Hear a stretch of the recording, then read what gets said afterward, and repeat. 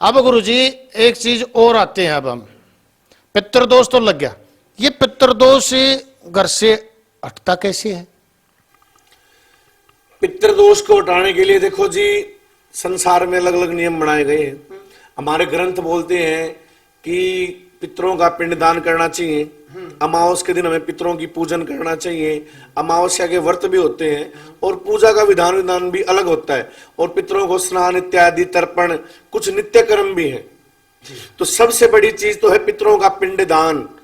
अगर आपने पितरों का पिंडदान नहीं किया है तो यह आपके जीवन की सबसे बड़ी गलती है, और इसी के कारण आप बार बार नुकसान उठा रहे हैं।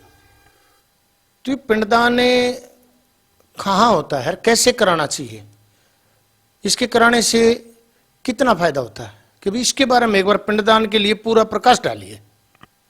जी, आपने बहुत ही अच्छा प्रश्न किया है जनसाधारण के लिए जी, क्योंकि पिंडदान ही वो चीज है जो पितरों को घर में प्रवेश करवाती है या उनकी मुक्ति के लिए कारण बनती है। मतलब दोनों काम जी पिंडदान से होते हैं, मुक्ति भी हो सकती है और प्रवेश भी हो सकते हैं। प्रवेश भी हो सकता है। फिर जगह और स्थान अलग अलग होंगे, इसके अंदर विशेषता ये है। लो भी मेरे दर्शकों खातर देख कितनी बढ़िया बात लकड़काई। ये पिंडदान के ये भी दो कारणों है, दो प्रकार से होता है पिंडदान भी। विशेष बात, पिंडदान भी दो प्रकार से होता है, और दो प्रकार से कैसे होता है पूछते हैं गुरुजी से। हाँ, ये दो प्रकार से कैसे होता है गुरुजी? अगर आप पिंडदान करवाना चाहते हैं तो अपने पितरों की शांति के लिए, उनकी शक्ति वृद्धि के लिए, और ताकि वो हमारे घर में प्रवेश करें और घर में सुख शांति अपनी और कृपा हमारे ऊपर बनाए रखें, तो आप कुलक्षेत्र या हमारे जो जींद पांडु पिंडारा है, वहां पांडु पिंडारा के स्थान की बड़ी ही महिमा है जी। वहां श्री कृष्ण भगवान ने महाभारत के युद्ध के बाद कौरवों के अस्त्र धुलवाए थे और पिंडदान करवाया था ताकि उनको मुक्ति प्रदान हो सके। लेकिन वहां पिंडदान करने से आपके पितरों को शक्ति होगी, वृद्धि होगी, वो आपसे संपर्क बनाएंगे और आपके घर में प्रवेश करेंगे।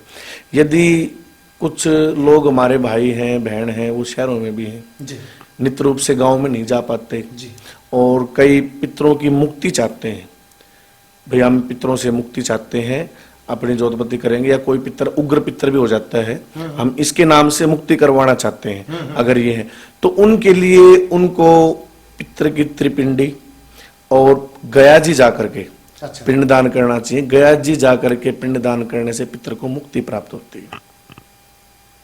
अच्छा, मतलब है अगर हमें पांडु पिंडारा, सरल भाषा में अगर मैं आपसे पूछूं कि अगर हम पांडु पिंडारा जाते हैं तो हमारे पितर प्रवेश हो जाएंगे, और वो शक्ति और बल के और शुद्धि करने का एक केंद्र है भाई। पितर जिसका अड्डा तरछा चल रहे हो अपनी हरियाणवी भाषा में, उसने अगर सही शक्ति प्रदान करवा के घर में प्रवेश करवाना तो हमने जाना चाहिए पांडु पिंडारा है। और कोई बच्चा भाई निजी सलाह चाहता है जिसको समझ में नहीं आ रहा, वो हमारे नंबर है, संपर्क सूत्र है, वो मेरे से पूछ सकते हैं, हम सेवा में हाजिर है, उनको वैसी मदद जरूर करेंगे। ठीक है। अच्छा, एक बात बताओ गुरुजी, ये तो आपने बहुत विशेष बात बता दी कि बहुत से लोगों के फोन आए, आपके नंबर हम भी दे वहां, तो मतलब कोई सीमित समय है बात करने का या कोई कभी भी कर सके है?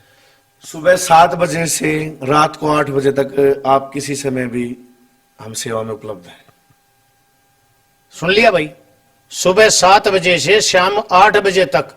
ऐसा ना हो कि भाई भगत जी पूजा पाठ करने लग रहे हैं, आप बार बार घंटी मारो, ऐसा नहीं हो। ये रात्रि को हमारा साधना और संध्या वंदन का समय होता है, उस समय कॉल नहीं उठाई जाए। हाँ, उस टाइम पर डिस्टर्ब ना करें। देखो इतना टाइम गुरुजी ने दे दिया, सुबह 7 बजे से शाम 8 बजे तक ही गुरुजियों से बात करें।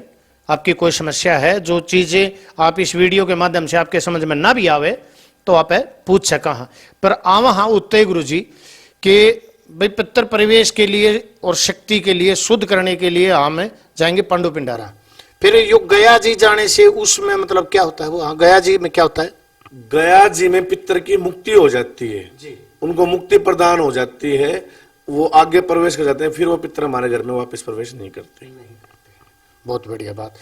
फिर गुरुजी एक बात और है, पितरों के लिए अमावस्या का तो बहुत बड़ा दिन माना गया है। अमावस्या का तो जी पितरों का विशेष महत्व है, और अमावस्या को ही अगर कोई अच्छे ढंग से पितरों की पूजा कर ले स्थान इत्यादि और अच्छे प्रकार से उनको रिझा ले तो इतने ज्यादा उपाय करने की आवश्यकता ही नहीं है। क्या बात है, क्योंकि अब तो पितृपक्ष आने वाले हैं। हमारी अमावस्या की जोत में ही आती है, पूजा पाठ में ही आती है कि वो बात बढ़ते बढ़ते इतनी आगे बढ़ जाती है कि हमें घर से बाहर किसी, हम अपना भी कहते हैं कि हमें दरबारों तक पहुंचना पड़ जाता है। अगर आप शुरू से ही घर में अच्छे प्रकार से कार्य करेंगे तो आपको बाहर जाने की आवश्यकता ही नहीं। मैं आपको एक बताऊं, मेरे पास अपने चैनल के ऊपर एक फोन आया था और वो जेंडके से था, और उसका जो सवाल था वो बड़ा ही विचित्र सवाल था महाराज जी।